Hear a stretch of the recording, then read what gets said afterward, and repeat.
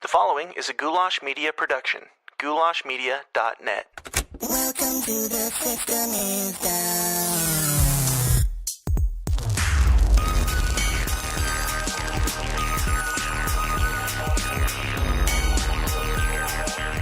You guys want to know something about me? Do you want a little bit of insider baseball trivia about me? One of my pet peeves is people who talk about the weather.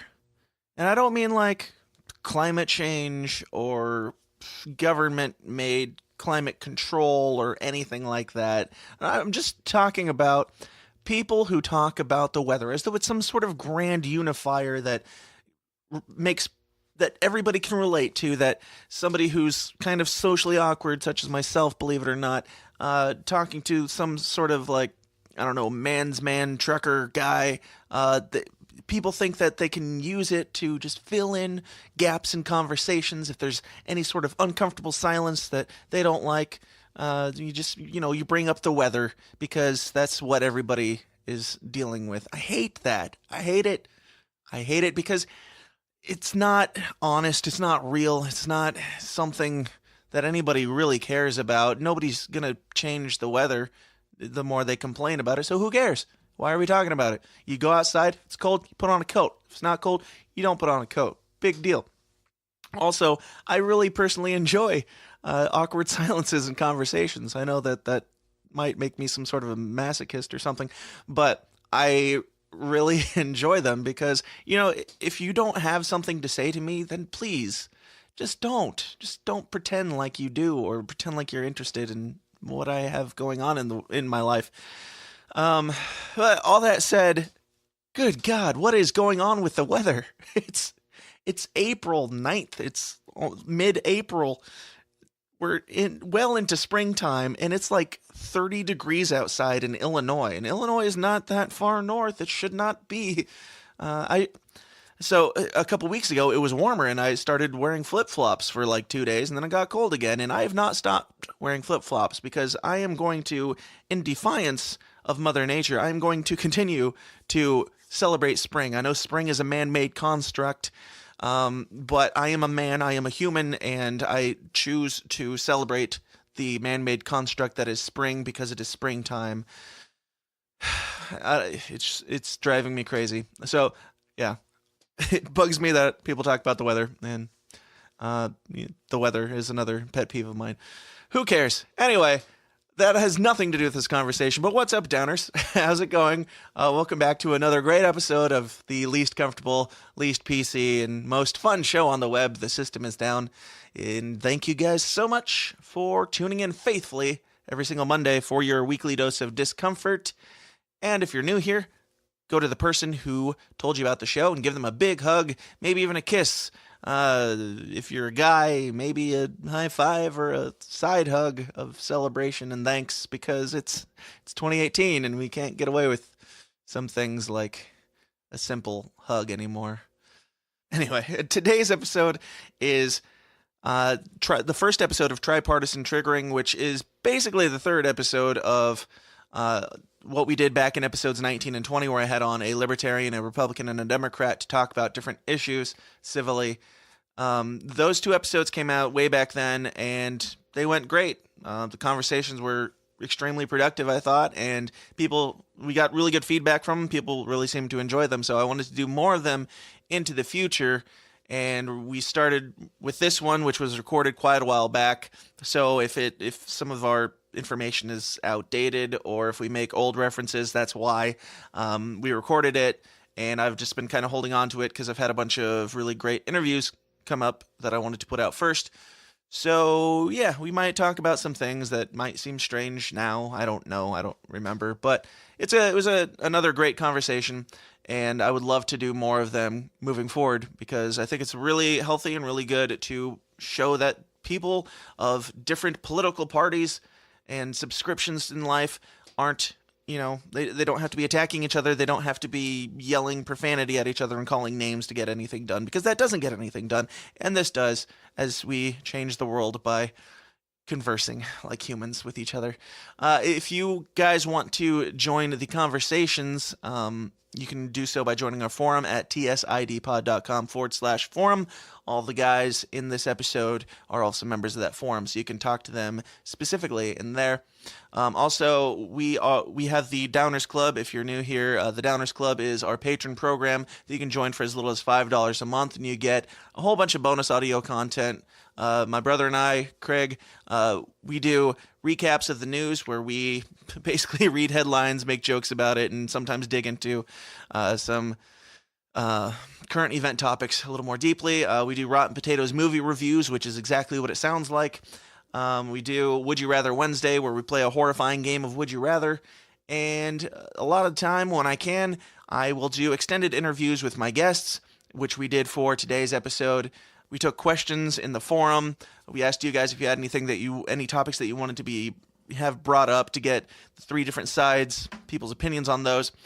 We did do that in a little bonus episode that will be coming out later today. So for that and all of our back catalog of audio content, which is, I think, 3 times larger than our main episode catalog, but for tons and tons of fun, ridiculous audio content, and to be a part of something greater than yourself and help build this show by supporting it, just go to tsidpod.com/support and join the Downers Club. All right, that's it for the ads. Let's get into this. Like I said, episodes 19 and 20 were the first episodes of this experiment. If you guys want to go back, if you like what you hear in this episode, you don't have to listen to them in order, but if you like what you hear in this episode, I would recommend going back and listening to 19 and 20 because they were basically the same thing as this, under a different title. So this is the first episode of the officially titled TriPartisan Triggering. All that said, and without further ado, let's get weird.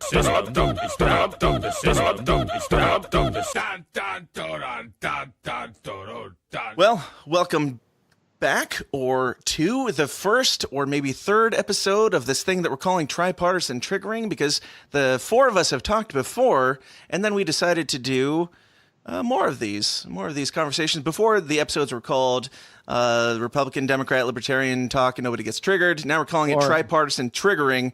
Mark's idea, actually, I'll give him credit to do more of this, and I think he's absolutely right, because I really enjoyed the conversations, and I would love to do them on and on and on all day long. But instead of doing really long episodes, we're going to do a couple here and there whenever we can.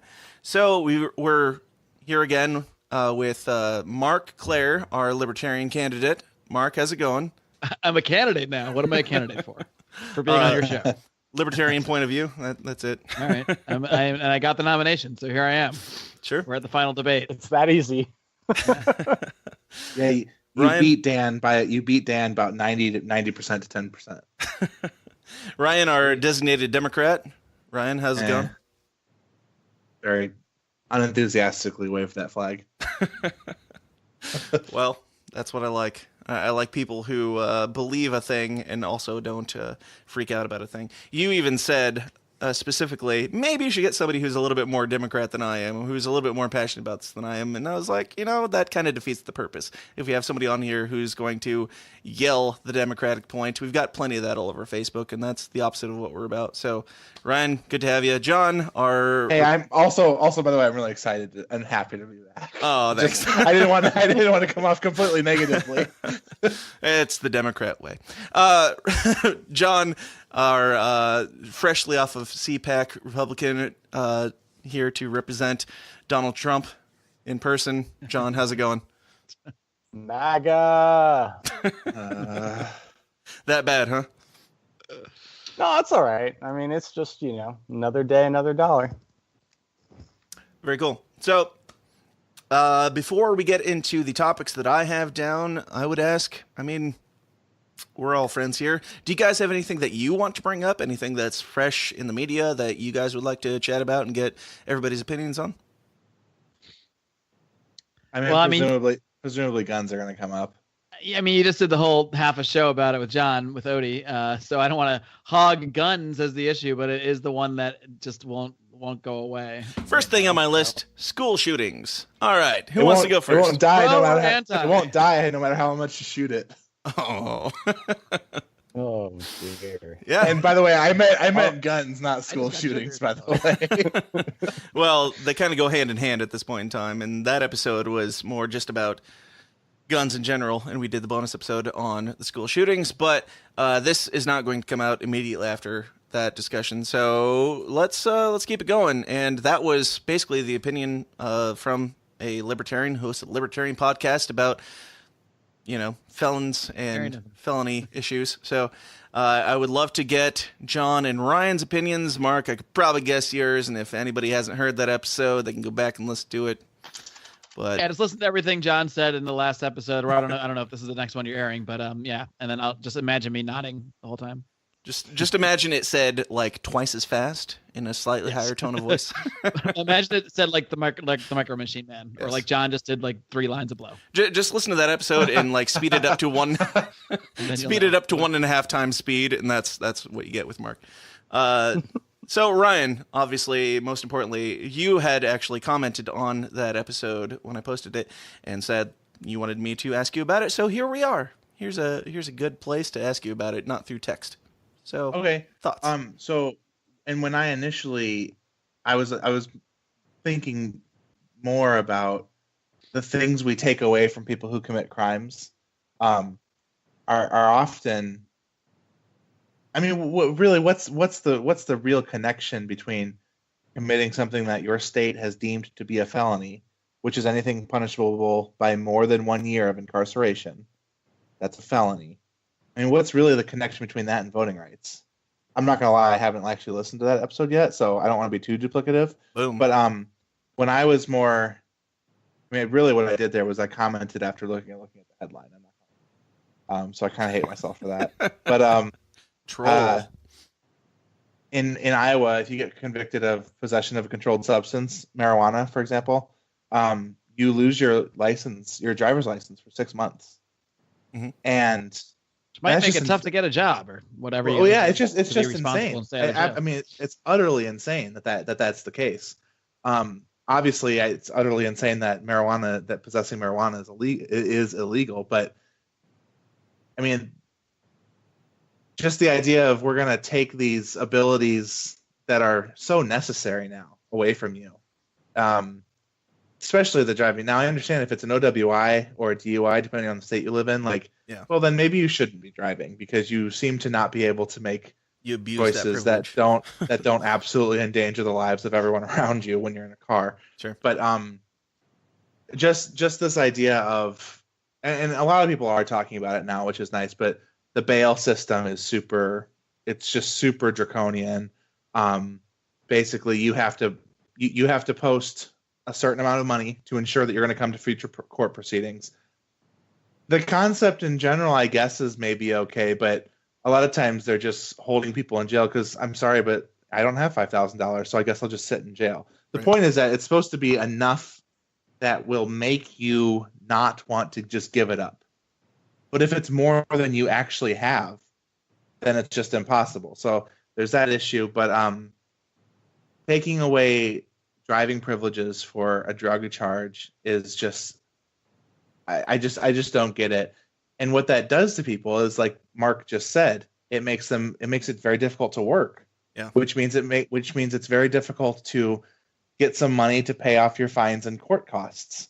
And then what happens at the end of your probationary period when you haven't paid your fines and court costs? You get in trouble again with the court, incurring more costs and more fines. And it's just utterly insane.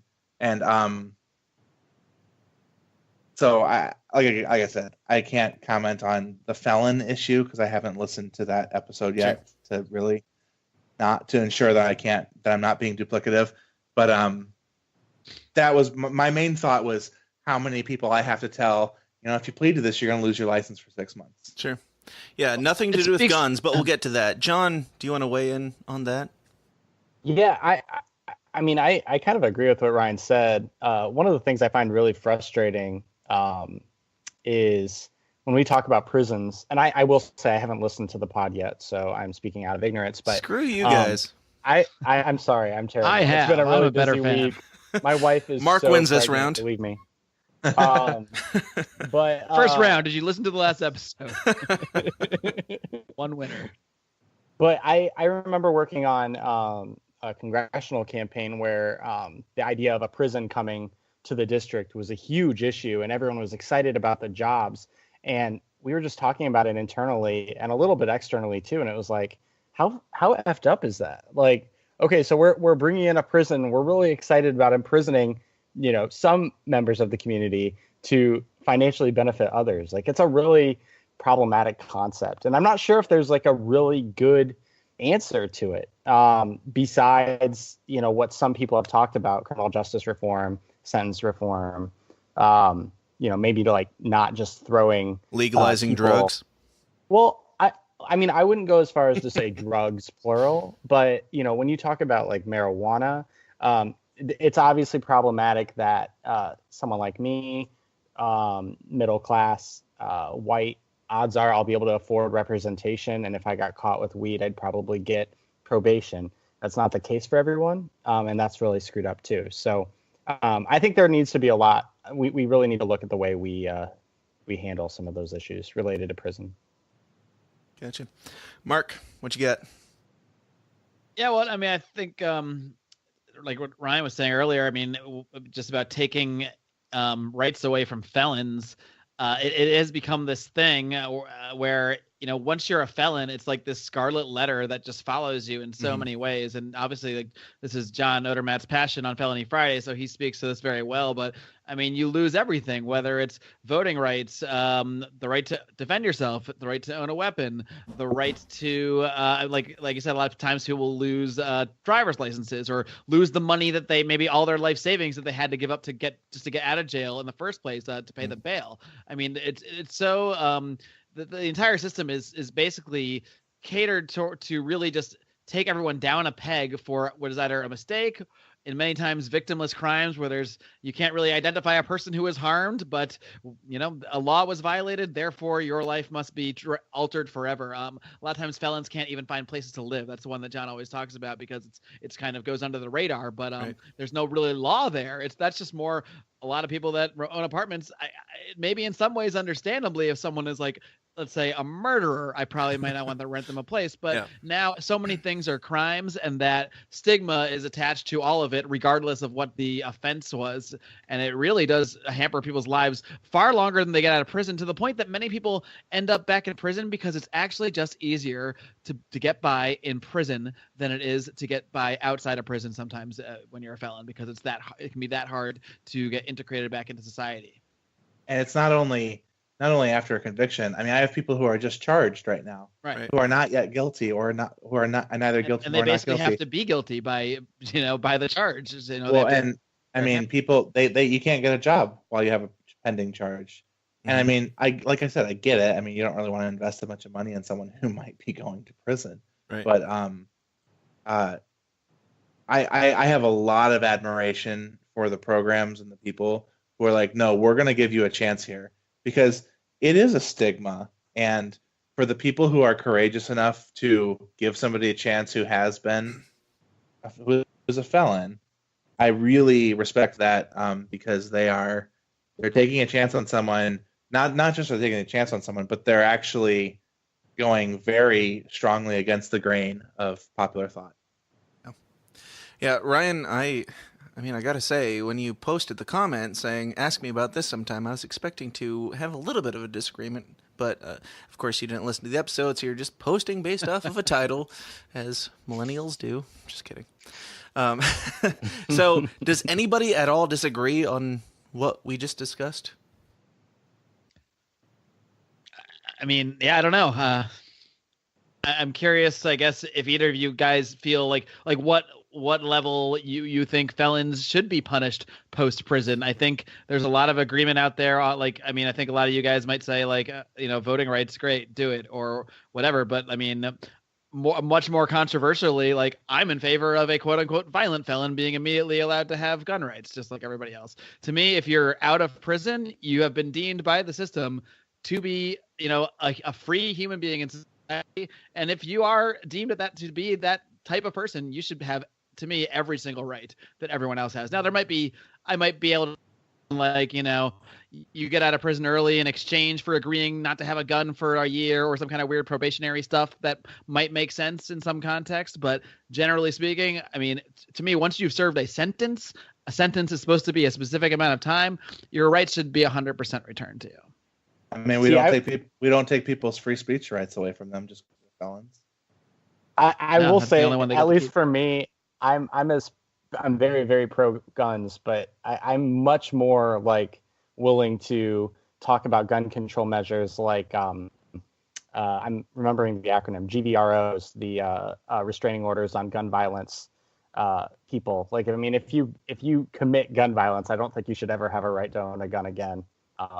After what is the point of being that. in prison and them deeming you fit to go back into society if they don't think that you're, mentally stable and able to handle a gun? I mean, no, I understand that argument. For me, I'm much more comfortable, and this is just like, BSing it, but I'm much more comfortable with the idea of people who have gun crimes on their record not having the right to bear arms versus, say, someone we just deem to be mentally ill. I guess the idea being like you abused the privilege, so to speak. You showed that you can't be responsible with this. What about, say, a situation where it's a 17-year-old kid who maybe held up a liquor store and he's now 50 and he still can't own a gun? You know what I mean? Like, there's not every gun violence is necessarily what it is on paper. And I think people change and people can be redeemed, and our system has to build in redemption, which it really doesn't right now at all. To me, that has to be the whole point of the system. If not, we're just condemning people to, lives, an eternity of sort of being a second-class citizen, whether they're in prison or out of prison with far less rights. Well, we have that with the sex offender registry. If you think about it, like, I mean, there are people who end up getting placed on that registry. And here we go, Schweppy defending sex offenders. But there's people who get placed on that registry where it's a much more, might be like a 19-year-old and a 16-year-old or something like that. Then they're on that registry for life. Well, when you see a sex offender, you think they're like a honest-to-God pedophile. You don't want to be living near them. So, I mean, there's situations like that. But I would argue, and this is coming from someone without a legal background, that when the court sentences you to, say, 2 years in prison and a felony, the felony is basically saying, and not having gun rights for life and not having voting rights for life. So I would argue that that's just part of the sentence. And so I don't think that it's they got out of prison and they should get those rights back necessarily. Well, somebody like blows through a red light and kills somebody in a car accident. Should they not have car rights for life, no matter how long after that happened? I mean, that could happen to a 16-year-old who wasn't paying attention. Should they not be allowed to drive when they're 40 because the law might be able to say, hey, you're not allowed to drive because you abused that privilege? I mean, honestly, it is really goofy because I'm just thinking about what the laws actually are in Iowa. You can kill someone with a car, and I think it's something like I don't know. For example, OWI third. On your third conviction, it's a felony in Iowa, and you lose your license for 6 years. So, like, this is someone who has repeatedly decided to drive drunk, and you only lose it for 6 years. Now, if you randomly just steal a car and you get a felony for that, you lose your gun rights forever unless they're restored. I mean, like, gun rights? You could have never used a gun and lose your gun rights, but you could use the car you could harm people with the car and have the car rights back eventually. Exactly. So some of these are very arbitrary. Yeah. I don't know. I guess it's just people don't respect, people honestly don't respect the Second Amendment that much. It's just so easy to just kind of brush it off and be like, you don't need guns. Mm-hmm. And it's like, you don't need to be secure in your person, effects, or house. I mean, what is that? Like, it really is. It's pretty. It's just not taking it seriously. And everybody that is against guns for self-defense is completely for guns for the defense, because they will call police, or they will, they will be in favor of their politicians having armed guards.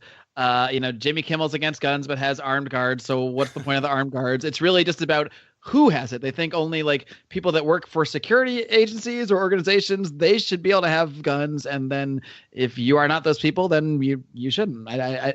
So basically that makes a class system where only the people who can afford armed guards or who are politicians get protection, and everybody else ends up shit out of luck. Ultimately, if they took their words to their logical conclusions. This might be a nice segue into the gun thing. I just we have to segue in. I thought we were already pretty well in there. Fair, yeah, fair. About a quarter of the way way in. Just one more thrust. I mean, like, there's an AR under my bed, and like, there's also a handgun in my drawer, and there's a handgun in my car, and there's like, I have a few myself. You're the Democrat, Ryan. What is happening? I might kick you out right now and find a better Democrat because why I said I'm unenthusiastically waving this flag. Ryan, I don't have guns. I've said it on the podcast before. I don't even know what's happening right now. It's in some respect, I think that a lot of anti-gun people need to be honest and say that if we really wanted to decrease gun violence, more strictly regulating the sales and background checks and stuff, that's not really going to have an effect for until 50 years from now, maybe. I mean, there's like 250 to 350 million guns in the United States. Like, even that ultimately, okay, so you've banned guns from being purchased at a store. You haven't banned guns from being purchased on, you've banned it, but they will still get purchased on the street. As technology improves, they will still be 3D printed in people's houses. I mean, you can't put the genie back in the bottle, no matter how much we want to wish laws together to do so. It's the technology it's a thought. It's an idea. People know how to make guns, so anybody can essentially do it. Yes, it's easier when a large company manufactures a bunch in mass, but there's nothing stopping anyone ever. No law that would stop people from getting a gun ultimately, other than just a pure police state where no one can leave their homes or that kind of thing. Real quick. Hold your thought. Don't lose it. But before we go on, I got to ask, Mark, do you have a gun? On me right now? Do you have guns? I have one single. Okay. John, do you have guns? I do not. I don't either. Ryan, the Democrat, is the only person who has guns. Now, actually, continue. Hold on a sec. I think there's one in this closet, actually. Oh, no. What is happening? Ryan, the Democratic Messiah, who the person with the most guns in a conversation between two libertarians, a Republican and a Democrat. He's got the most combined by a lot.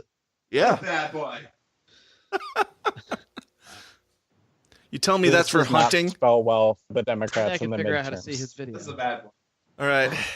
Well, for those who are listening, Ryan just flashed his big, beautiful rifle.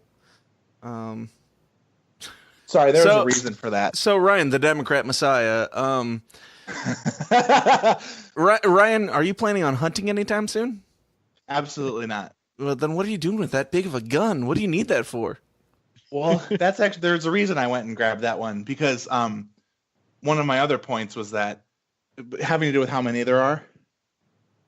That's actually a Mosin Nagant that I've modded quite a bit. That gun was made in 1942, and I bought it, and it had never been shot. Now, people who know about guns know that Mosins you can get them for like $120. And that was made in Soviet Union in 1942. Never been shot. He also knows more about guns than the rest of us. Go on. There's millions. There are already so many. I think that the people who actually want to say we want to do something about guns to decrease the amount of gun violence have to be willing to be like, we need to institute a very aggressive buyback program like Australia did and actually get them out of circulation. Even never then, happening in the United States, never. I agree. I mean, I agree. It's not realistic.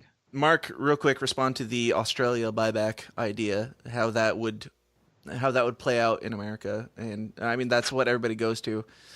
Sure. Well, several things. First of all, you can't just cherry pick one random country and just decide that there was a direct correlation in like a dropping of gun crime, because literally only like 20% of the supply of those buyback guns were actually taken off the market. So now we're saying that a 20% reduction in a certain kind of gun is the sole and only factor in some reduction of violence on a trend that was already going in a certain direction. That's one country. So, but even so, we can, even if we want to decide there is a correlation within that culture, look at some other countries that have banned guns. If we were going to cherry pick, Mexico banned guns. You know about any violence in Mexico that goes on there? Brazil banned guns. There are shootouts in the streets. So we can't just if we're going to cherry pick. I mean, I can cherry pick a lot of places that have banned guns that have a ton of violence and gun violence. So I just don't take any like this country happened this way as any kind of worthy example, because we can all just pick whatever country we can we look at some stats for that seems like it supports our view. Australians live in Australia. They're probably just way more chill people than we are. So they're like, take it. It's fine. Yeah, that's it. Literally, we were fine before. We'll be fine after. Whatever. And they don't have a Second Amendment, and they don't have a strongly ingrained culture that respects the right of self-defense, and that is ultimately what every gun argument is about. It drives me crazy when people try to start saying, "Well, guys can have this for hunting." I'm like, I don't want to hunt. I have no desire to hunt. I only want to own a weapon for one reason only, and that is to hopefully never, ever, ever use it, only in defense of my own life. Fire extinguisher. And that's not negotiable. Fire extinguishers to distract them at first, and then I have the Home Alone booby trap set up. But if all of that fails, well, I mean, it's like a fire extinguisher. You hope you never have to use it, but if you ever have to, it's there. Which I also don't have a fire extinguisher. If somebody wants to come and light my house on fire, this is the least prepared person alive. I barely have smoke alarms, but anyway. I bet Ryan has like 4 fire extinguishers under his bed alone. John, what do you got? I mean, I think, look, here's the thing. I'm actually really bad with guns. I went to a range, like a week and a half ago and fired a Glock and fired an AR-15, and dude, I was so terrible. Like, I missed the targets. He shot the person next to him who was instructing him. Shot the ceiling and got yelled at. No, it was really bad. So, like, when I say this, like, I'm not a gun enthusiast. My biggest frustration with the whole thing has been the intellectual dishonesty in the arguments. Basically trying to assume completely evil intentions of people who support the right to bear arms, or even of the NRA. It's obvious that I think that most people, if they articulate why they want to own guns, it is for defending their own sovereignty, defending the sovereignty of their parent or their family, or even some might go as far as to say against potentially tyrannical government, and that's Conspiracy. The purpose of it, right? And that's my route. I get very frustrated when evil motives are assigned to some. Like, I don't even own a gun, and I've been called all sorts of things during these debates, and it also doesn't really help. When we're demonizing each other the way we are. The other thing, and this is I'm sorry, I don't want to. The thing that's really frustrating me with this is that I think most progressives who are very passionate about this issue aren't revealing their true motives very well. And so I've been pushing for this. Like, I think that progressives should just say if they support banning AR-15s or confiscating weapons. When they talk about background checks and all these things as if, Republicans or NRA members oppose them, like, the NRA supports having a federal background check system. We actually don't have that in place right now. It's state registries. And so that's part of the problem with doing background checks, is that the communication isn't there. But I hate the lies, I guess is the best way to put it. It's really not good for our conversations, and it really just makes everyone angry.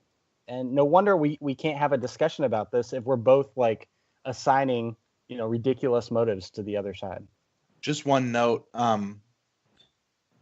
The fact, consider the reality of, let's say that we pass an amendment saying you are no longer allowed to possess or own firearms. And in order to institute this amendment, Congress passes, or there's some sort of, the DOJ creates a task force, a gun confiscation task force. Imagine the people who are tasked with knocking on your door and collecting your guns, and imagine what would happen in many states of citizens who own guns in response to that knock at the door. And the There would be obvious, hundreds of Wacos. yeah, It the would be obvious, awful.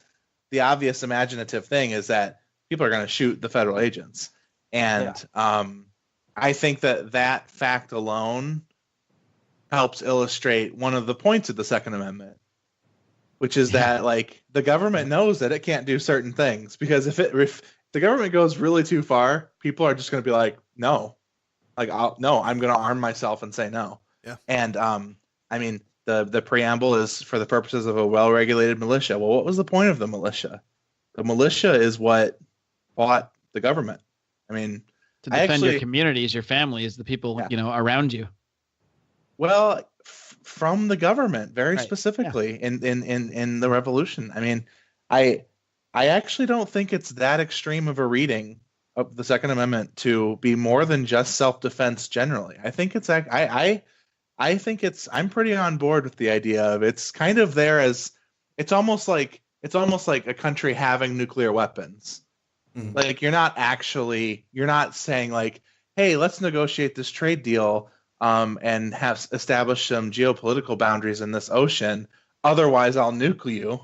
It's just kind of like, hey, we have an interest in this, ... And you know that we have like a serious military.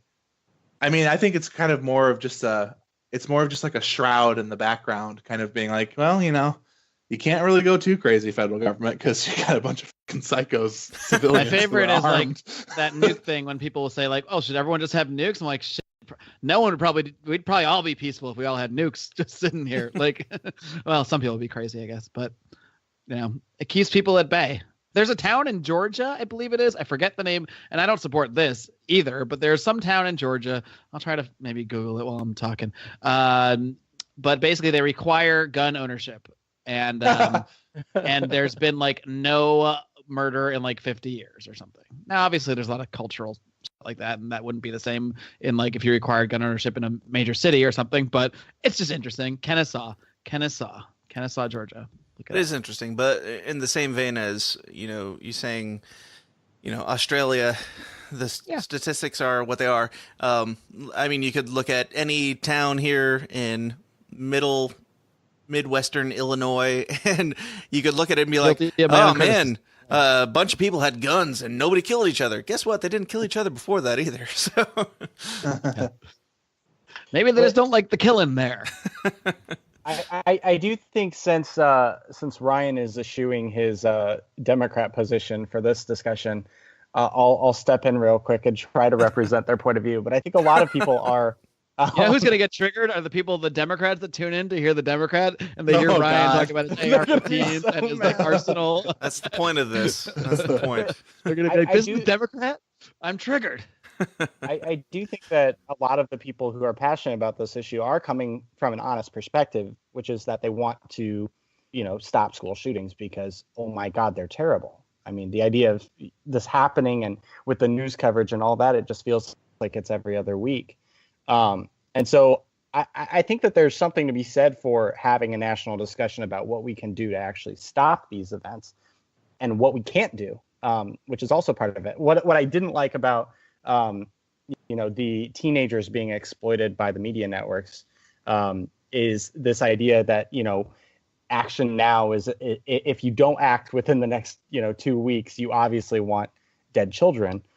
There's some complicated things we do need to discuss. One of the things that was discussed, I think was laughed off by most of the nation's elites, was the idea of arming teachers, because everyone got this image of like the lunch lady being forcibly handed an AR-15, like, go fight, But I think the idea behind it is actually pretty reasonable when you think about concealed carry laws.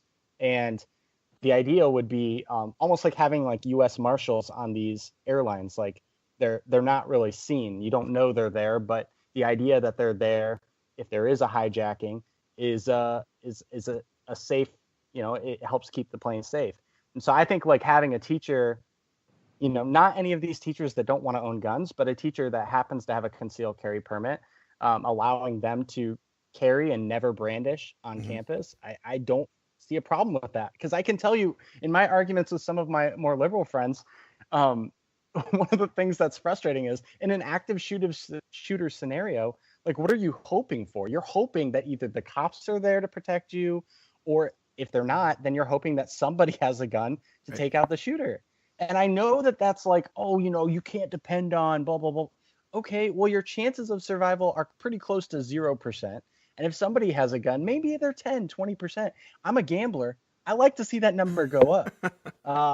So I just, again, like the dishonesty. I know everyone's coming from like a heartfelt position, but like, can we please have some common sense and just like we talk about common sense gun laws. Okay, let's have some common sense solutions because nobody is thinking from that perspective at all. Yeah. So we're into school shootings, which is the topic that we were going to get into. Thank you, John. Looking for solutions. I mean, John Odermatt and I talked about it a little bit in at least the bonus episode for last week or 2 weeks ago or whenever that came out. But from all of you, people who think that, guns can't be necessarily outlawed, what is the solution outside of let's take away the guns? Solution to like the quote unquote problem of school shootings? Well, we all agree, right, that school shootings are a bad thing. Now, I do agree they're a bad thing. I do agree they're a bad thing. I'm not sure that they're actually as big of a problem as we think. And I know that sounds worst really Democrat horrible. ever. Oh my gosh. Who are you? Well, here, let me explain myself. I spent a solid hour looking stuff up online the other day. And let me just say, a continuous hour of trying to research some stuff.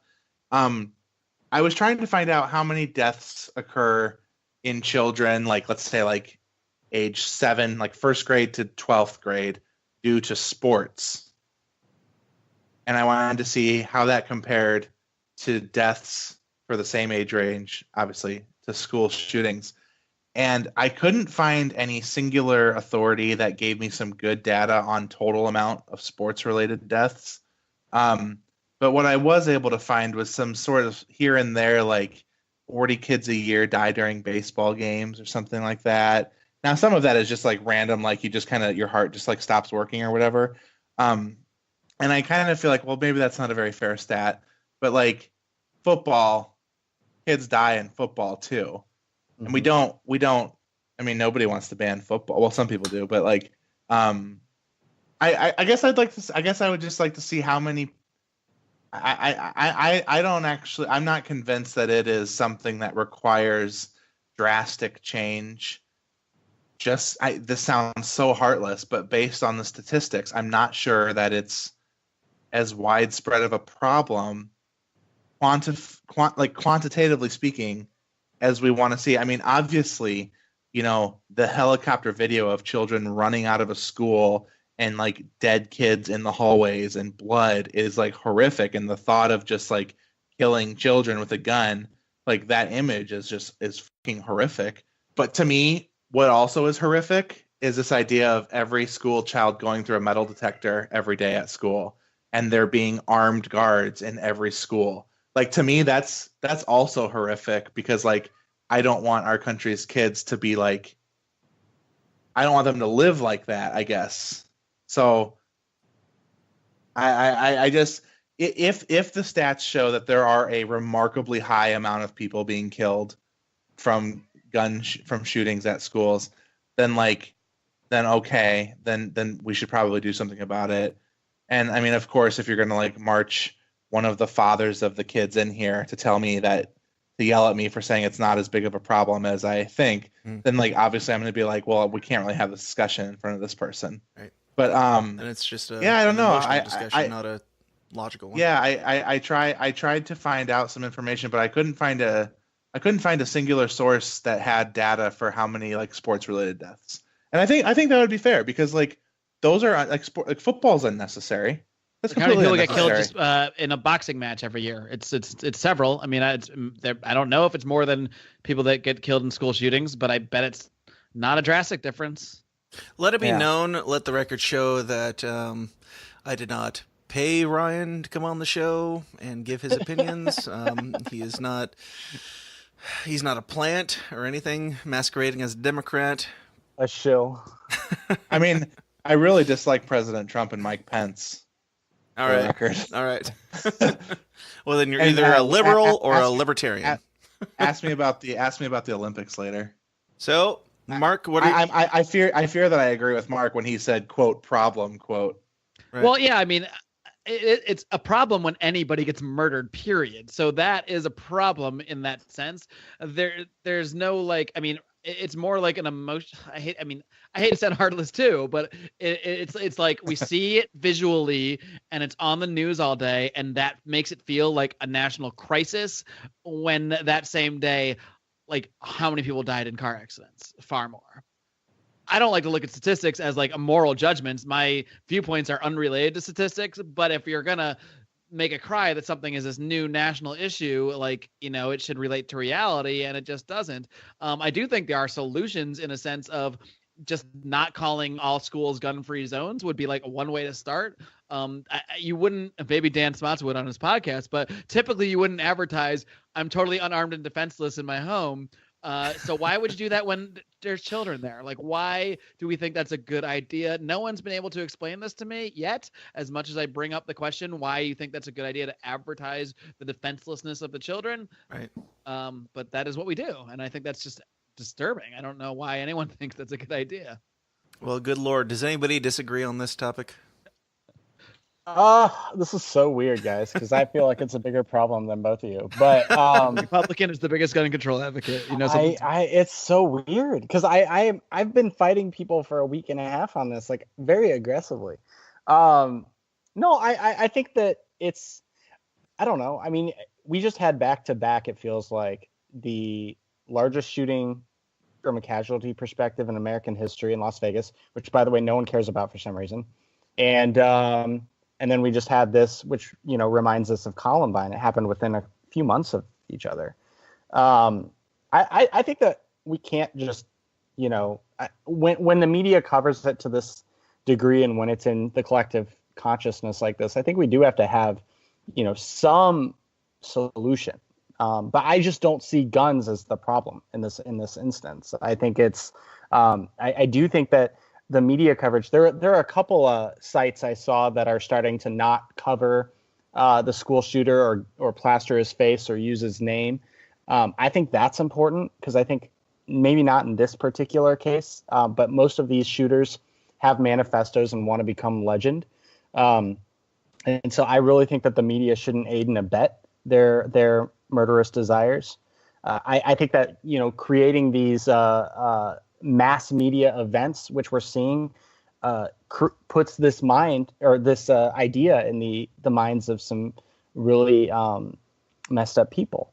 But I think that we have to find, like, even more than all of this, you know, we want to say, oh, how can government fix this?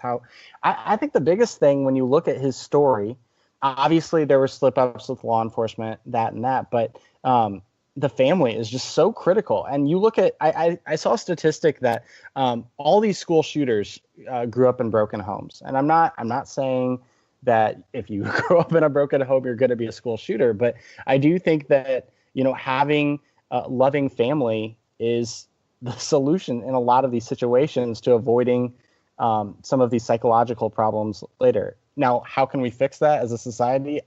I mean, dude, that's such a long-term discussion. I don't even know. Based on my review of this Wikipedia article called List of School Shootings in the United States, I'm looking at the 2010s. I mean, there's a few from this decade that are in the double digits. There's 3. Newtown, Connecticut in 14. 10 in Roseburg, Oregon, which I never remember hearing about. 26-year-old student, so it's like a college. That's not even children, to be honest. I don't know if we really want to distinguish between like high schools and lower and colleges, but like Roseburg, Oregon, 10. People. And then Parkland, Florida, 17. There's 3 in this decade of 2010s and forward. What about Virginia Tech? I mean, people got killed? how many children did American bombs destroy in that same time frame? Not to go to a different subject, but it's the same subject. It's the death and murder of children, and yet even the same the same formerly anti-war left will go up in arms, understandably from an emotional aspect about school shootings, and for 8 years, and even now under Trump, I don't really hear any criticism of the daily murders that are occurring all over the world. But I guess if they're American kids, it's concerning. John? Well, I think for the most part, it's recency bias. And when was the Pulse shooting? Was that 2016? So we had it was 2015. Okay, but it just feels like I mean, I don't know. I can't. I'm still not over Las Vegas. Like just the idea of.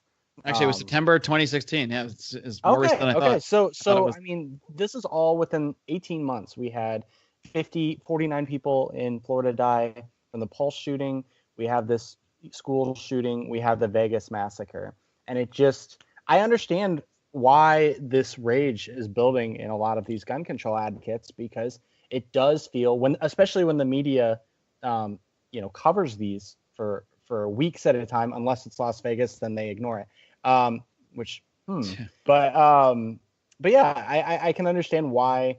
I'm just coming from a perspective of like, I really don't think that they have evil intentions. I don't think that they want to make this into a totalitarian government, but I do think that their solutions could lead to that. And that's why I'm like, so, frustrated with them. Yeah. I don't think the people actively want a police state, but we talked about like what banning guns looks like, say in like certain parts of the Midwest or Arkansas or somewhere, and it looks like Waco or it looks like Ruby Ridge. Think about what it looks like in inner cities. What's gun confiscation look like then? And it looks like a bunch of poor black and brown people going to jail. The actual gun confiscation is unimaginably the most police state thing that the government could try to enact. The Center for Disease Control lets us know that in 2015, 10,265 people died in alcohol-impaired driving crashes. That's more people that died in school shootings in like the past, I think, ever actually. Yeah, and that's 1 year. So we need to bring back the 18th. It's the only way. We have to have a solution. The 18th Amendment. The 18th Amendment, is that the one? Prohibition. That says... Oh, okay. Bring it back, or I guess repeal the 21st. Gonna kick you out, John. I guess I'm sorry. I hate to sound like this, but it's horrible, and I can't imagine anyone going through the just gruesome and horrific loss of their child like that. But on a macro level, I just don't see it.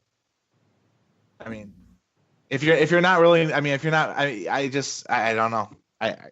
I hate sounding like this, but I hate to say it doesn't sound like that big of a deal, but like it doesn't really sound like that big of a deal. It's certainly not a big enough deal to entertain thoughts of criminalizing millions more people. I think we have enough criminals in the United States right now, and that's what any really major gun. Whether it's banning, even if it's just banning AR-15s for an arbitrary reason, it's worse to get shot by a hunting rifle than an AR-15. But fuck the facts, right? That's. I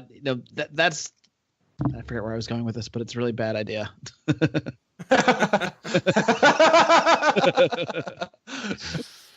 I will say the most absurd coverage I saw of this was on MSNBC, and they're seriously talking about the fact that AR-15s fire like 3 times as fast as a handgun. And so, like, when they're discussing, like, the Army teachers, they're like, see, it fires 3 times as fast. I'm talking literal speed of the bullet coming out of the gun, not in terms of capacity. And they're like, so they could never win a standoff because the bullets travel faster. And it's like, we are literally talking about, like, thousandths of a second. Like, right. I mean, it's actually it's so absurd, and that's the thing about this debate. Like, how can America actually have a conversation about this? Like, if you have an AR-15, you can shoot the Flash, and if you have a regular gun, you can shoot everybody, just like you can with the AR-15. It's like... one thing that one might consider is limiting bulk purchases of ammo at a time. That I could see that perhaps having an effect. I mean, then you would have to be planning it for quite a long time, which would give people longer to notice. That might actually be something. Like maybe you can buy as much ammo at a range as you want, so that way we can't say like, well, what about people that just want to buy it when it's on sale to save for the range? I mean, like, because maybe you're limited to buying one box per month. I bought buckets of ammo the other month, and it's only because it was on sale. Well, and yeah, I just that's want to not buy it for like 2. I hardly ever shoot, just like a couple times a year at the range. But now I'm like, oh, I'm good. I'm good for like ever. the last time I bought 5.56 was I bought 500 rounds online. And so maybe that would be something that we could consider, because there's really not a need. I mean, unless you're really talking about like, but I can't. I guess it's hard to come up with an idea of like, I need to buy 500 rounds right now.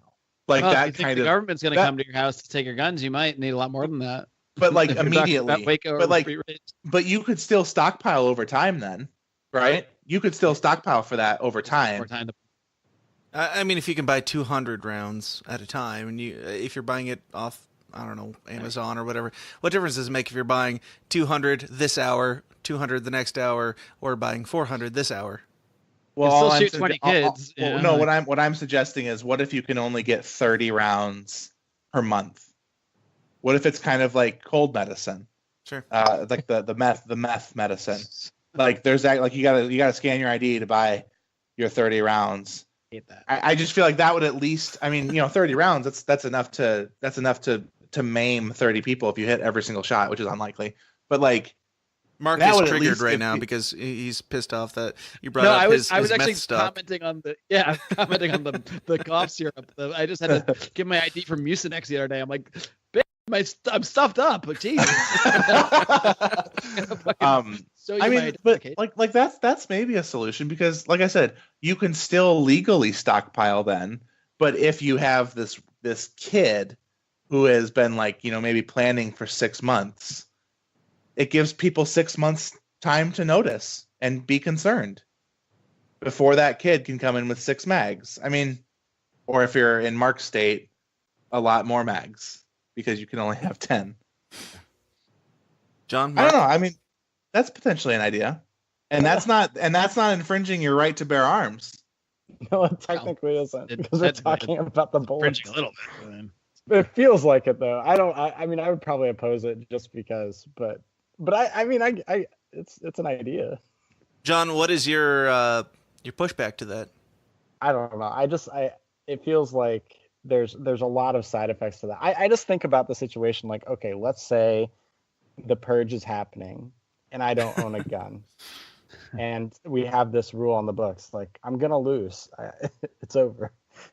Like, Like, no, I need more than 30 rounds. It's the purge is today. They're like, sorry, sir, this is all we can do Well, tomorrow. I would imagine if the Purge purge feels like- if the purge happens, I would imagine that there's some sort of announcement well in advance, and you can start stockpiling long before. it Purge. just feels like the federal Purge government tomorrow, rationing, and we've done that before and it didn't go so well. Like, we ration, gasoline and things like that. And I just think that's a really, I know, it's guns, so it's a different thing, but I just think it's really inefficient. It would probably really like destroy gun manufacturers, because I'm sure they sell way more ammo than that. Right. I don't know. I'd be interested to hear from like someone who knows the issue better than I do, because honestly, this wasn't an issue I was passionate about until like 3 weeks ago, if I'm being honest. And all of a sudden now everyone's wanting to just like piss all over the Constitution, and so I'm like, okay, also, I feel like I guess most liberals seem to think that the purge is going to happen because Donald Trump was elected, so they should probably listen to this. so they want to give him their guns? Like, that doesn't make any sense. Apparently never not. understand. Ryan is proving us wrong here. Mark, Ryan Yeah, is proving I have friends that out here in this- Guys, Los I Angeles that- supported Bernie, and I mean, like that's as liberal as I get. I understand that gets kind of extreme, but like, I don't know. I also really like guns. We should talk about something else so I can fight with you guys. Hey, Dan Smots here. I'm taking a second to interrupt myself talking to talk about myself because, I don't get paid a penny for the hours and hours that I put into creating this show for you guys in your greedy little ears, and I've got a family to feed. To make that happen, I run my own media business called Goulash Media.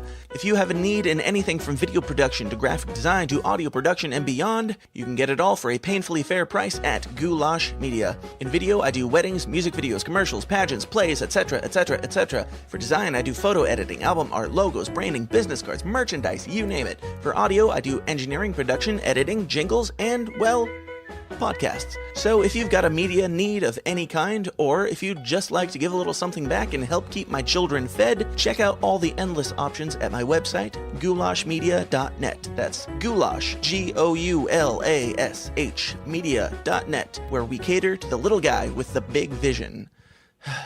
Okay. Actually, I do have a question.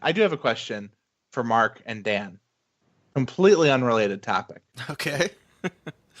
Does the libertarian the libertarian stance says that, among other things, says that the government should not be involved in outlawing or regulating things that like exceed like harming your fellow man, right? Something. Can you just give me a groundwork? Don't hurt me. Don't take my stuff.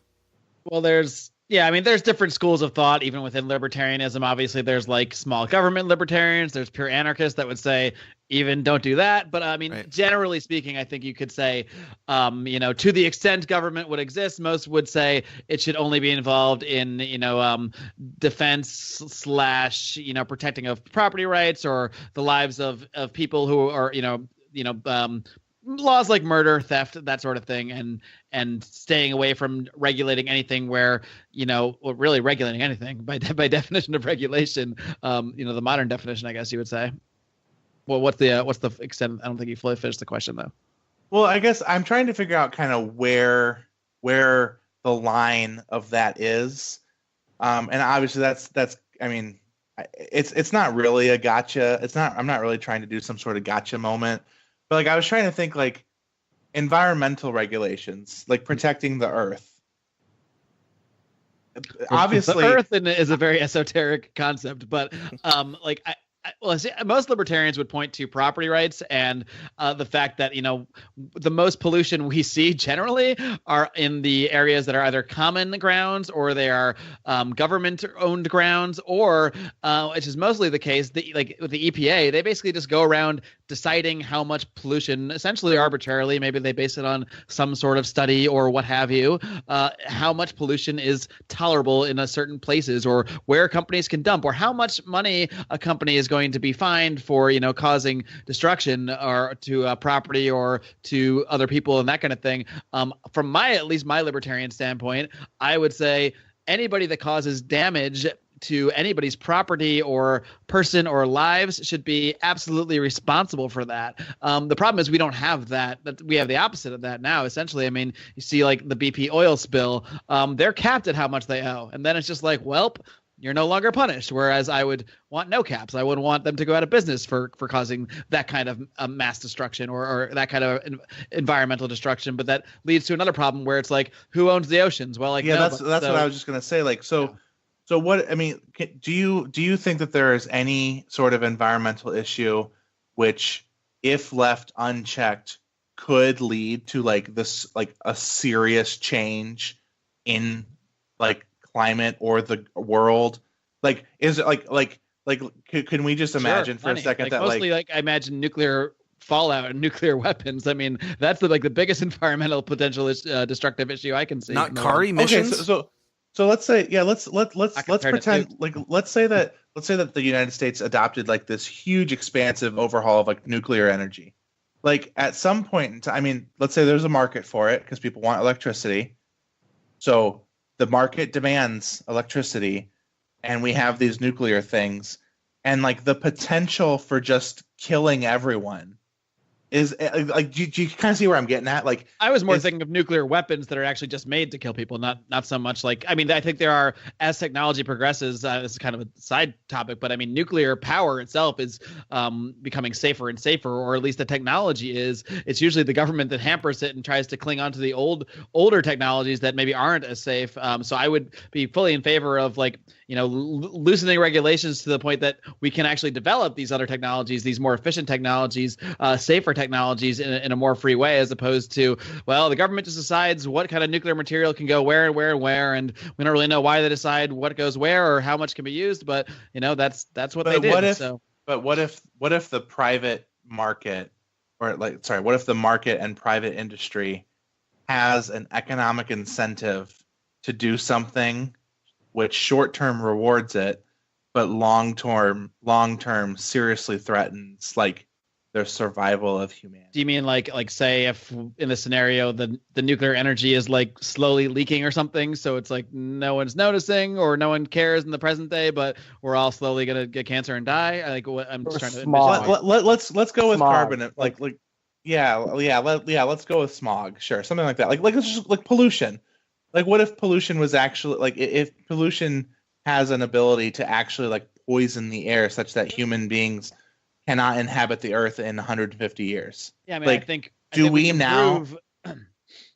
I think hopefully we can prove, when people are actually being damaged by pollution, and I'm fully in favor of halting any activity that we know is like directly harming people. Obviously, but as a society, there's no fine line here. I mean, it gets very blurry and difficult because, all right, so technically speaking, every car pollutes a little bit, to some extent.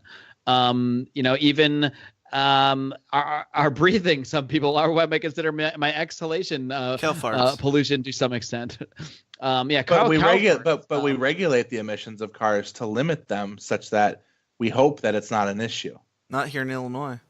Yeah, well, geez, the whole smog thing is such a fucking scam. Don't even start me on California smog test. But I would say, not to cut you off there, Mark, but I would say personally, like if it's harming somebody, if you can definitively prove that it's harming somebody, even if it's somebody in the future, then definitively is the real thing.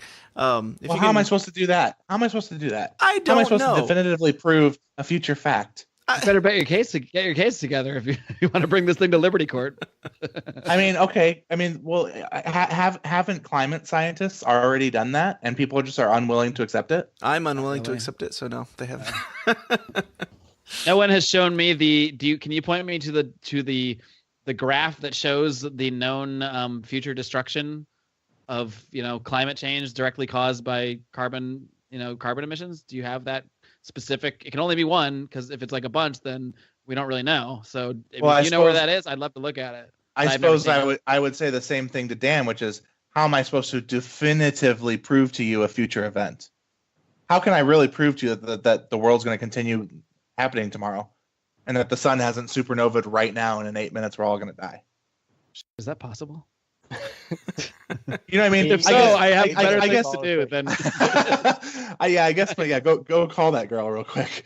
I guess my problem is the science does generally point to the fact that the Earth is heating, and the theory is that is due to, I don't know, greenhouse gas or whatever. Let's say that.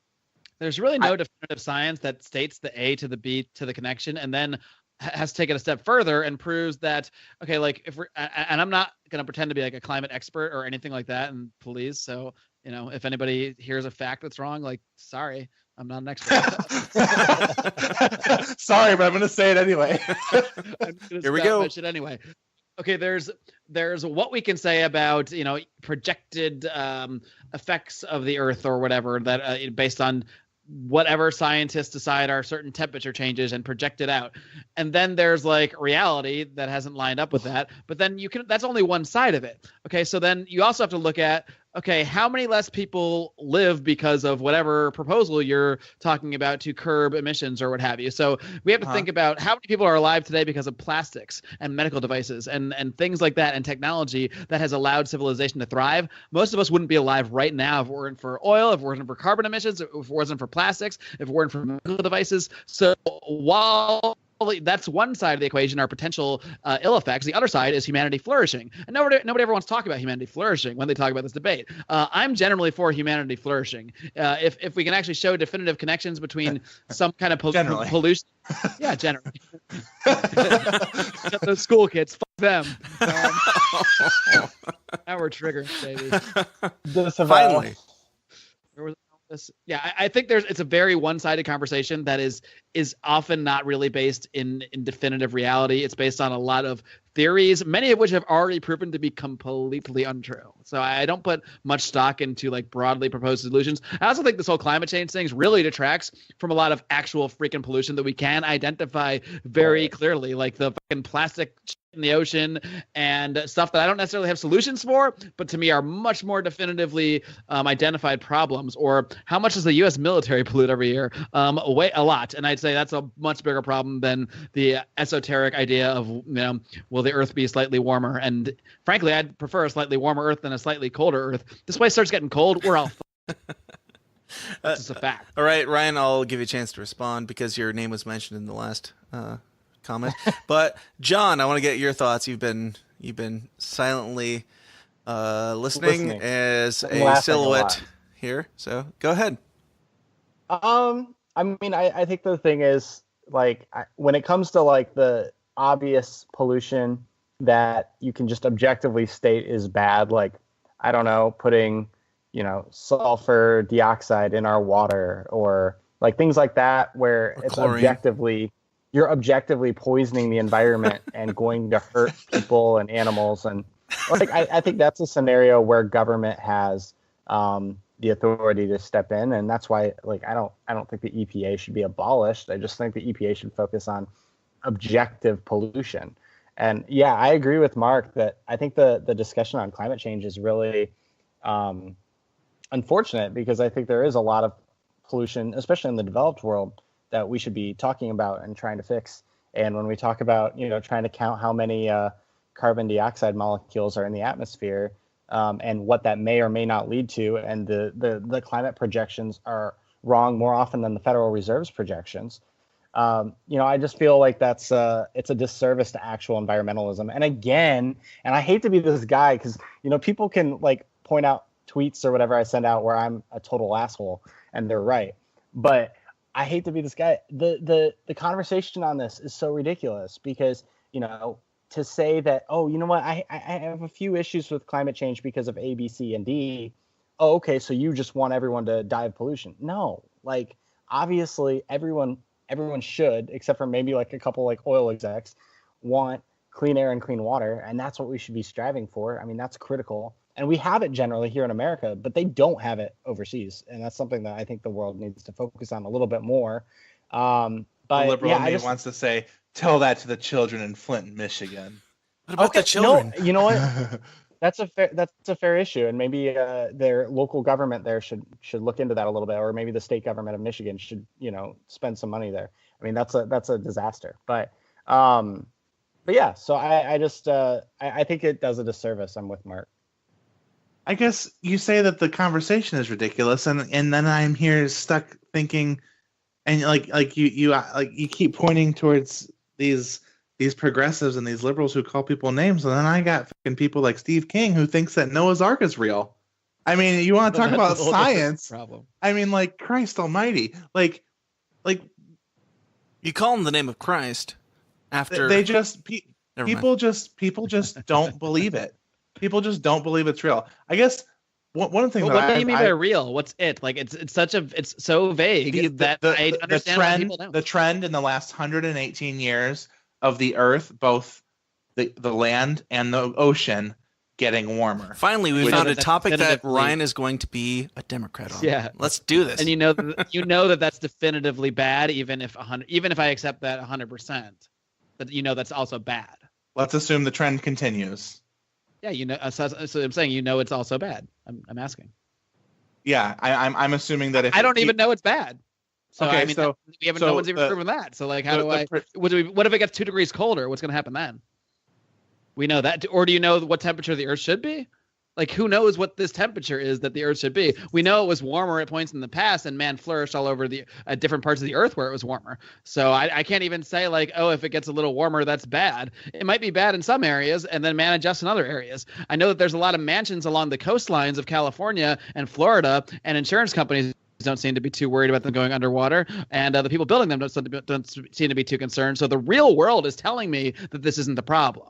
But my problem with that is that you're right. The builders aren't concerned because it's not going to happen in 20 years. So they're going to get their money. But I'm told it's. I mean, in 2002, Al Gore said by now New York's underwater. So like that this is the problem. No one has an answer about what they think the problem is. They just have esoteric ideas about future destruction, none of which is remotely proven at all. There's not even a single chart that says this is what's going to happen. We now have an inconvenient truth, part 2.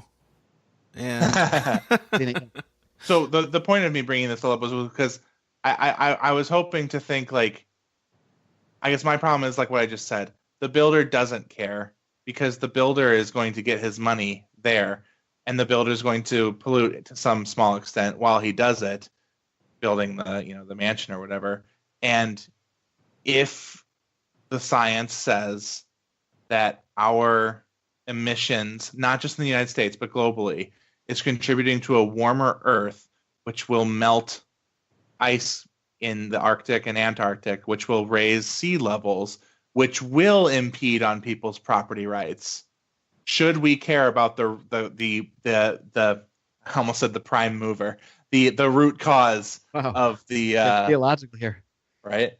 That's kind of my question. Like if we do think that there is a human activity that we could limit, you got to do more than think. If we're talking about actually impeding someone's normal use of property or what have you, then we do need to do a lot more than think. You actually have to like somehow prove that. I don't know how you can prove it. No one has proven it, and that's why no one is acting on it for the most part, because it's generally an esoteric concept of future destruction that honestly even the most honest climate scientists will have to tell you they have no idea, because they're lying.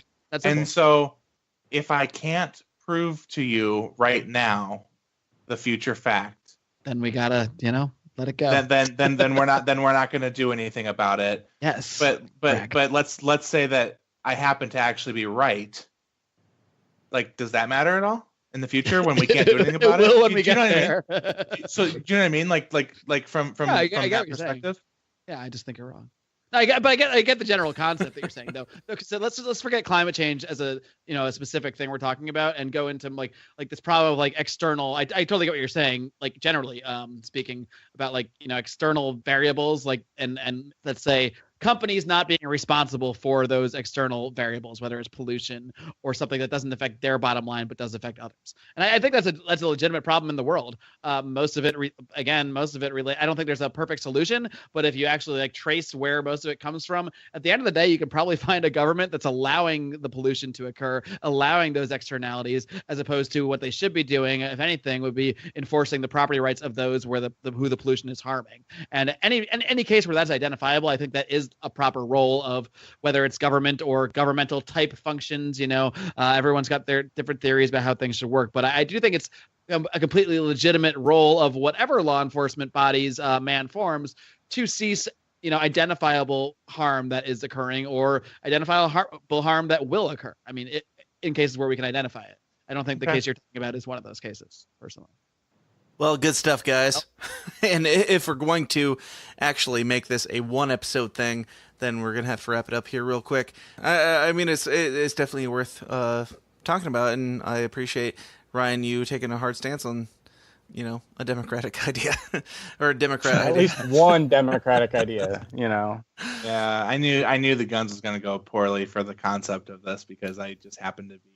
That's all good. It can prove that people from different, theological or ideological backgrounds can't actually agree on some things. Yes. Generally, I think it's actually a good lesson. That is the whole point. And honestly, I had like a list of like 16 things here to discuss, 16 topics. We talked about literally one of them that I had on the list. So cool. Here, let me talk about North Korea real quick. Fucking Pence. Okay. If Donald fucking Trump wants to be all like taking the credit for arranging the meeting between the South Koreans and the North Koreans, or at least somewhat helping I facilitate think he's that. saying like the pressure he put on led to the meeting, not like he arranged it. But yeah. Well, he said he took some amount of credit for the meeting happening, and then President Moon, or whatever the fuck his name is, from South Korea said, "Yeah, you did help." So if he wants to take credit for that thing, which is a diplomatic act and like an act of trust between the South Koreans and the North Koreans, and a show of good faith to talk to each other, which then led to the North Koreans being invited to the Olympics, which was monumental, and the North Korean women competing with the South Korean women on the hockey team, I think that is such a big deal, first of all. Are you bringing up a whole another half-hour topic while I'm trying to wrap this up? Yeah, fuck you. So Just a quick light topic about the North Korean conflict. So if you want to Start with history. if you want to like insert yourself and like kind of take credit for the genesis, God, we cannot get away from like like religious, like We're doing the religious show Thanks. next time. TriPartisan religious. Absolutely. then you cannot send your vice president, who is going to like make a stupid political stunt when the North Koreans enter the Olympic Stadium. That is just so fucking childish and stupid, and it's mixed message, and it sabotages the diplomacy. Now, I don't think it was that effective because not many people care about Mike Pence, but the image of it was just disgusting. All right, as moderator, I will say I know nothing about the Olympics or any of that shit, so I'll give John and Mark both time to respond to that, and then we'll wrap this up. John, go ahead. I will just say one counterpoint, which is that, what was it, like a year ago or a year and a half ago, they sent back Otto Warmblor, and he died. So I mean, I understand, like, you know, you can talk about diplomacy and like whether, you know, we should be focused more on diplomacy than making a grandstanding or whatever. But I feel like Pence kneeling for that, he didn't kneel, but I wish he kneeled. That would have been awesome. Or a Kaepernick jersey. I feel like, and I don't think his statement said that. So whether you want to, you know, say What did he actually do? He just didn't stand up? Basically? He just didn't stand up. Yeah. And I think that, to be honest, I don't think you should stand up for North Korea's regime. So I personally am not necessarily like, I wasn't just upset their by specific that, anthem that he didn't stand for? Well, it was a joint, wasn't it, Ryan? Or it was the I whole didn't joint watch that them part. walking it together he didn't stand for? What Mark said. Okay. Okay. 60% sure. Right, Mark. Not that high. Mark, rebuttal. If you I don't have one. a strong opinion on it, to be honest. It's kind of, I mean, you know, I'm all for diplomacy and all for, you know, not having war. So whatever ends up in that, I'm a fan of. And briefly in response to I do. Matt, I agree. It's interestingly kind of hypocritical for, you know, the Trump administration to be against, like, I don't know, like against protesting, but then Trump does Pence basically. I know, it's so It's great. not the kind of topic that enrages me, and it is not, you know, whatever. I don't care about it. Briefly in response to John, parading the father of that dead person out is just as ridiculous and reactionary as parading all those school children out on CNN and MSNBC. Do you feel that way about the guy at the State of the Union, the survivor of North Korea? I mean, a lot of people called that a stunt too, and I thought that was really like. I feel different. I feel Yeah, differently sign of about that humanity. because that was, while I understand it, like the world, you know, the world is watching the State of the Union. I do feel differently about that because this was a specific event where the symbolism of having North Korea there is meaningful, and so then the symbolism of attacking that, to me, is more problematic at that specific event. Yes. Okay, well, we got to wrap this up, and we can even pick up here on the next one for sure if you want to. But before we do, let's burn through a couple of these topics that I had down for you guys, because apparently those will be like another hour episode each, and I want to get through them a little bit. So Ryan, before we came on, you said that you wanted to do hot topic or flash. What? Lightning Flash round. lightning round, yeah, Hot stuff topic. that we did. So My favorite I'll just give a couple of these topics as lightning round stuff, and We had people in the forum who asked specific questions and had specific ideas to talk about. We didn't get to anything close to what I wanted to talk about, let alone to what they want to talk about. So if you guys want to hear everybody's opinions on what you guys asked, maybe we'll get to one of them in the bonus content that we're going to do here in a second. So we'll do lightning round. Whoever wants to take it first, it's fine. Quick question. Who has watched the new Chris Rock special on Netflix? I did, but I didn't pay attention to the whole thing. But I watched it. I zoned out a little bit. I was like on Tinder or something. Okay. So Chris Rock is known for... I really like Mark. I just really like Mark. Chris No Rock offense, is... John. No offense, John. I like you too. John's okay too. John's also here. I've been very low energy tonight, so I understand. That should be our goal, to do this live in a real physical location. So, you guys are all in literally the same place, right? So I guess I'd have to come there. John's out east, but Ryan and I are same time zone. Not in LA, it's called generally the same place. Yeah, basically. Yeah, we're not in California, so yeah, we all live in the same place. We're all neighbors. So Chris Rock is this is nothing new. His new special had a lot of what I would call hilarious racism against white people, where he pokes at white people, and I found it hilarious personally. I don't take any offense to it. For example, he said that he's raising his kids to believe that anything in the house that is white you should be afraid of. It should be heavy or hot or something to that effect. And he says, I made my toilet seat really, really hot. So when my kid sits down on it, she's like, Daddy, the toilet seat burnt my ass. And he's like, well, sorry, but, the white people, they're going to burn your ass. And, I mean, there were some things that were a little bit more inflammatory and a little bit more maybe offensive, but do you think that white people should be allowed to poke fun at the black race or any other race? Should we be generally allowed to poke fun at racial stereotypes the same way as Chris Rock is allowed to, not only allowed to, but is praised for on Netflix? I'm all for all racist humor. As long as it's humor, not racist actions. I love humor because humor pokes fun at why we're all stupid. Why racism is dumb. And I mean that's kind of what Chris Rock is doing. I mean he's doing it in a tongue-in-cheek kind of reverse racism way, but I appreciate the humorous take on all of racial stuff personally. I like the edginess of it. Mark wins. All right, who wants to go next? I would say that it means it probably.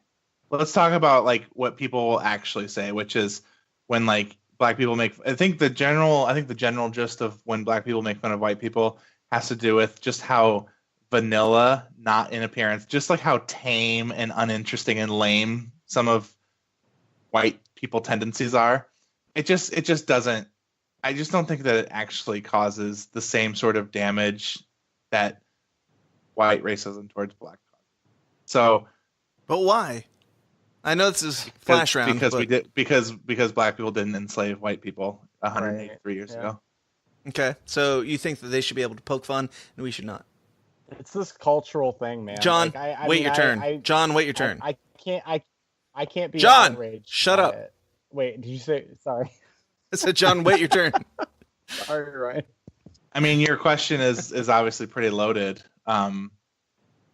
It wasn't supposed to be flash round. It's just stood different. on it's just guns different. so long. It's different. It's just different. How about other races versus other races, like Asians versus blacks? Should they be allowed to poke fun? Like Chinamen?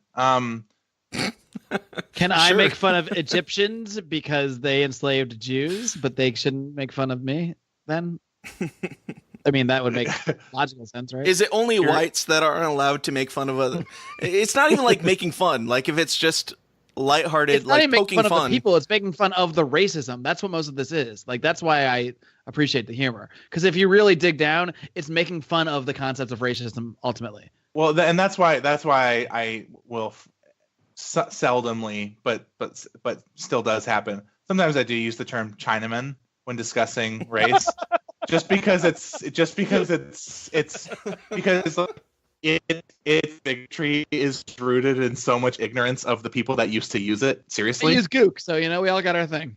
like it's so like the origin of Chinaman is that, well, I don't really know them apart, and I can't be bothered to become educated on the intricacies between the cultures, so they're just all Chinamen. Like that's kind of the joke, is like, oh, a dumb white person who can't figure out the difference between Chinese people and Japanese people. Right, it's poking fun. It's like, obviously, that's stupid. Is it okay for white people to do that to black people, or anybody to do that to the black people? I just don't think it happens in the same way. I mean, like, I guess like if like what Mark is saying, if it's actually like some sort of subverted humor, then like I guess maybe okay, but like it's different when like a white shop owner glares at a black shop patron than a black shop owner glaring at a white shop patron. Yes or no? It's just different. Flash round. Yes. I don't know what the question was. Yes, it's okay, or no, it's not okay. Yeah, it's okay. What? Okay. Anyway, John, go ahead.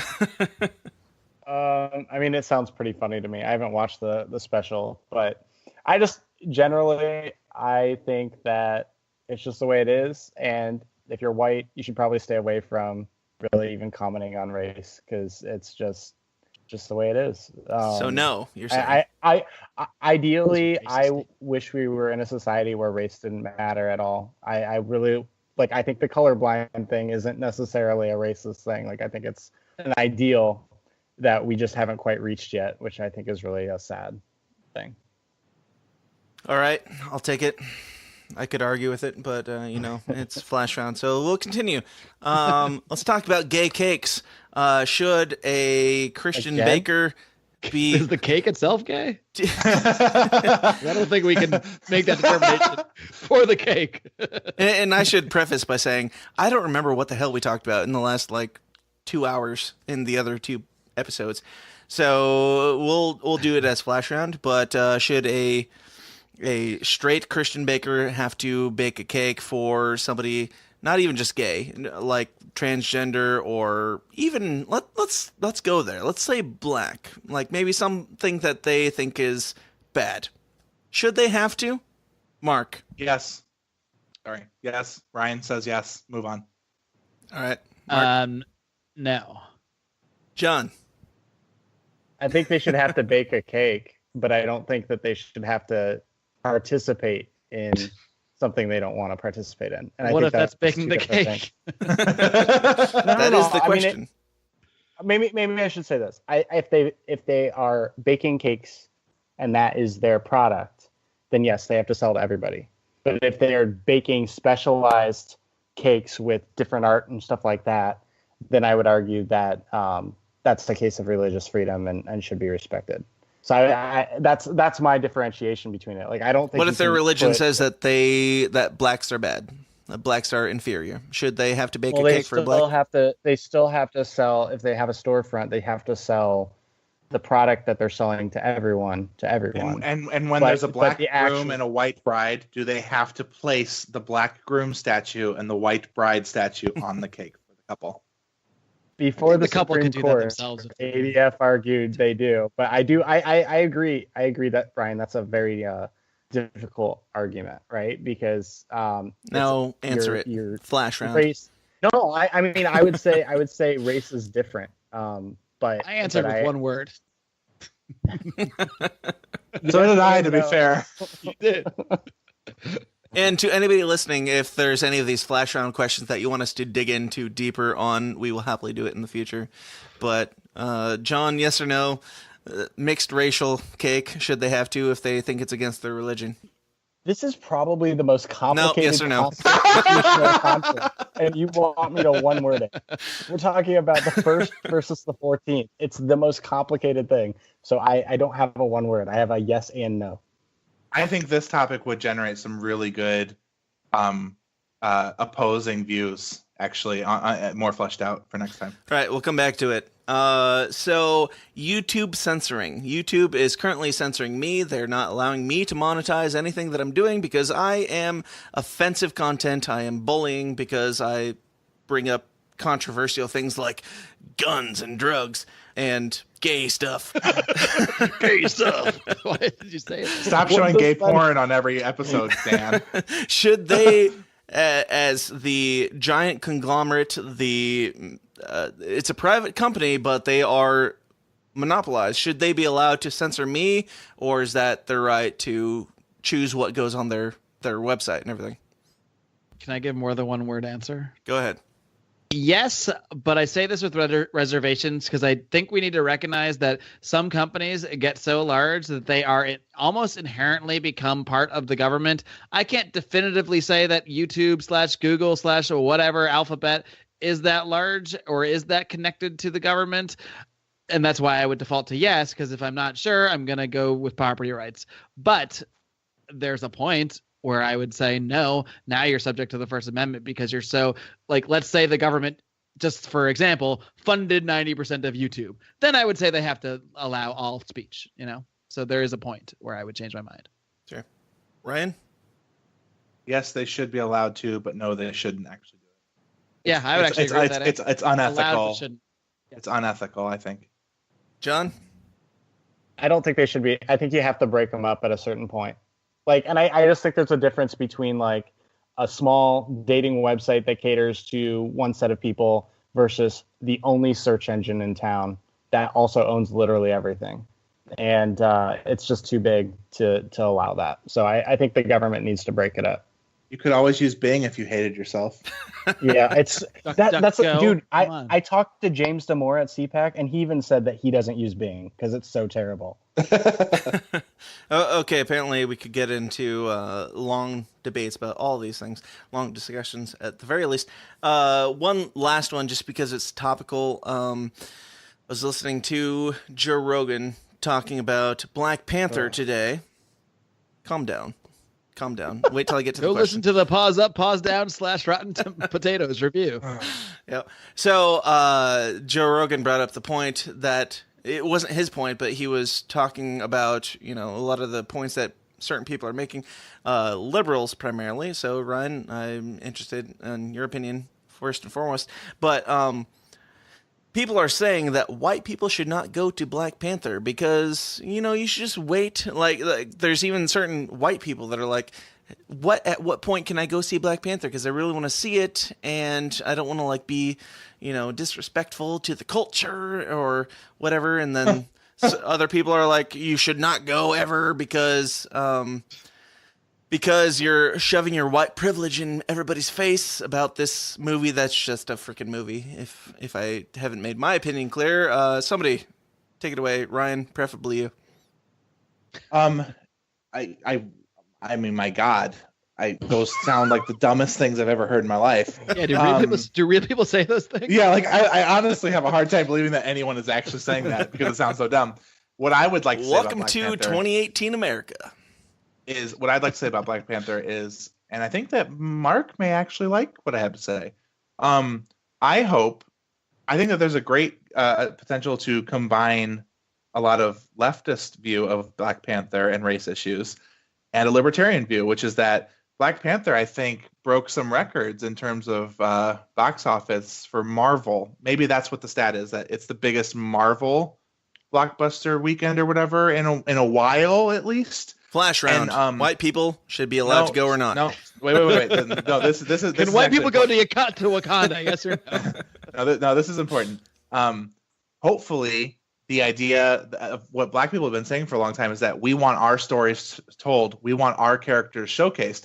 So hopefully, the media and entertainment industry will listen to the market, which has just spoken, which is that, hey, we're actually interested in this, right, and we as Black people have buying power to actually support this. So hopefully it creates an economic way to have more Black stories told and have more Black characters featured, because maybe the market will finally realize, hey, these Black people have spending power and have a voice. Yeah, absolutely. I mean, sorry, Mark. Make stuff.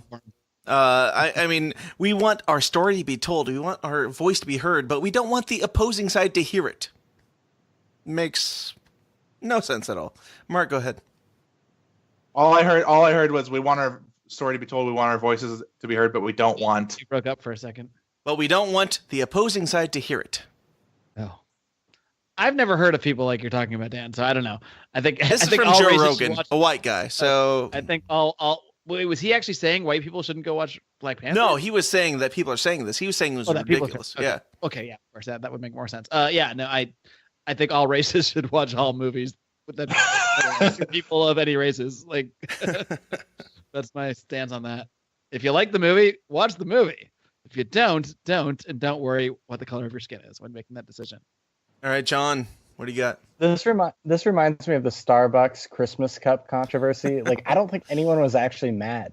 Like, I never met someone who was mad about that. Yeah, like no real humans are. It's just the. I've never I heard it think this was outside just- of Joe Rogan saying people are saying this. So I did see a couple of the tweets you were talking about, Dan. Like where they were saying, should I be able to do this? Like, should I let it be? Like, Stan go Lee enjoy the invented movie. fucking Black Panther. Old West white guy invented it. Jesus, come on. that's true. Yeah. Mark, does my market analysis point have any bearing? Totally. Yeah, I'm as when it comes to, culture and all that stuff, I'm all about it. Now, I don't know how much government money does Disney get? I need to know that. A little bit first. I'm with you. I agree with your analysis, I'd say. So we all agree. Yes? Yeah. Good. Sounds like a great movie. I want to go see it. I can see Yeah, I can see why some white people are put off by what has been at least what I've seen on social media, which is some black people who are saying this movie is about X, and then X is their interpretation of the movie. Mhm. Obviously, all art is open to interpretation. I bet that living as a black person does let you see a narrative and a point to Black Panther that might be lost on some people. And I can see why some white people would be like, oh, I don't want to go see a movie that's going to be preachy to me. And I just don't think, I think that it's probably not actually that preachy. I haven't seen it yet. Probably actually not that preachy. I didn't find it super preachy. It not at laid all. a lot of themes out, but it didn't. I never felt, and I'm somewhat sensitive to this stuff. Like I felt it put a lot of issues out there and floated ideas out there, but I didn't feel it came across as preaching. This is the definitive, interpretation of what you need to come out of his believing. There's other Marvel films that I think have done that, and I even agree with like I felt like Captain America: Winter Soldier was preachy in a sense, in ways I agree with, but I thought Black Panther was much less so. It was more. It put out a lot of ideas politically, but it's more like putting it all out there, and you can kind of see different points of view. So I didn't think it was preachy at all. And doesn't that mean that it is absolutely what art should be? Putting Yeah, that's ideas why I out loved there. it. I mean, Yeah. Yes. So, in I short, got two we all paws agree. up. Rawr. All right, great. I'm glad we could find a agreeing point to end this main episode that went way longer than it was supposed to. I mean, we only covered like 3 topics. Good job, guys. But I've got a lot of content for the next one, which is great. So thank you guys all for coming on. Mark, Ryan, John, thanks for being here. here's Do I a get to tip plug my for show white. at all before we sign off? What? Do I get to plug my show or anything before we finish? Go ahead, Mark. Lions of Liberty podcast. If you're interested in everything you heard from me today, or not everything, anything, check it out. lionsofliberty.com. Cool. At Lions of Liberty on Twitter. There, I'm done. Real cool. Quick tip to white people. Quick Hey, I tip spent to 2 white hours people. on a show. I'm going to get one plug in. All right. I didn't Quick ask tip for to- this. It was supposed to be an hour show. So A quick tip to white people who want to see Black Panther and don't want to offend black people there: don't stand up and shout the N-word during the film. That's a wear really a good cheek. idea. That's a fantastic idea. actually. don't show up in blackface. Don't show up in blackface or wear a dashiki. I don't recommend either of those things if you're white. All right. Well, Ryan and John, do you guys have anything you want to shout out about? I'm having a baby, so by the time this airs, I'm going to be a father. Nobody cares. It's crazy. Follow me on Twitter because I think Facebook's terrible. I think I'm going to just leave it forever. At John Schweppe. I love you guys. I'm really tired. Congratulations on your impending fatherhood, John. Thank you. I appreciate it. Get your sleep in now. It's about to end entirely. Yep. Forever. But we still have bonus to do. So, John, stick around. Ryan, any final thoughts or anything you want to plug? If you're young and want to get married, think about it real long and hard. Love it. All right. Well, guys, thanks for coming on. I'll talk to you later. Dun, dun. Hey guys, thanks for sticking around to the end. I hope you enjoyed it as much as I did and always do. If you'd like to join in on the conversation, give your opinions on some of the topics that we went over, pitch some topics of your own, you can do so by joining the forum, which is currently on Facebook. You can find it by going to tsidpod.com/forum. All the links to all this stuff is in the show description, by the way. So if I'm if I'm not talking fluidly or fluently, good Lord. If you can't understand the words that are coming out of my mouth, then you can find all the links in the show description on iTunes and everything. So, yeah, tsidpod.com/forum. All three guests that were on today are also members of the forum. So if you want to ask somebody something specifically, you can do so there just by tagging them in a post. Again, please go check out and join the Downers Club. It is the way that we keep building the show. We keep getting on bigger and better guests like the great ones that we've had recently, such as Juanita Broderick, David Thibodeau, Gary Nesner, Robbie Davidson, and so on and so forth. Oh, and Roger Paxton, of course. If he's started to listen to this podcast yet, I'll give him a shout out too. But yeah, the way that I am able to keep putting in the time, the effort, and everything to get out there, find new guests, bring them in, boost the show's numbers. Yeah, it's just a snowball effect. I can't get on bigger guests if our show isn't big enough to get on the big guests. So in order to get on bigger and better guests, we have to keep building the show. We have to boost our credibility because, somebody like Roseanne Barr isn't going to come on a show that only has a couple hundred downloads or Twitter followers per episode. So if you guys want the show to grow, please go join the Downers Club and help boost the numbers, the ratings, help me get ads out there, help me make stuff bigger and better so we can build this together. This is not just my show, this is your show. And I would love that you guys are actively being a part of it and continuing these conversations outside of, not even just outside of the episodes, but outside of the forum even. I've seen people getting more politely controversial in day-to-day conversations, and I think that's awesome. I think that's what the world needs because conversation is completely dead, and I would like to revive it and bring it back to life, and the only way we can do that is by ignoring everything that the media is shouting at us, that the guy that you disagree with is your enemy. As I've said many times on the show, they're not your enemy. They're just somebody else that thinks that their idea is better than yours.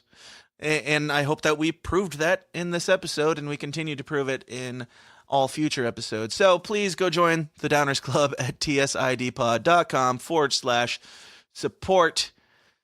Also, go check us out on all the social media stuff, Facebook, Twitter, YouTube, all that stuff. Until Facebook, Twitter, and YouTube take us down, we will remain there at the moment until they push me over the edge. But Facebook is fb.com/the system is down.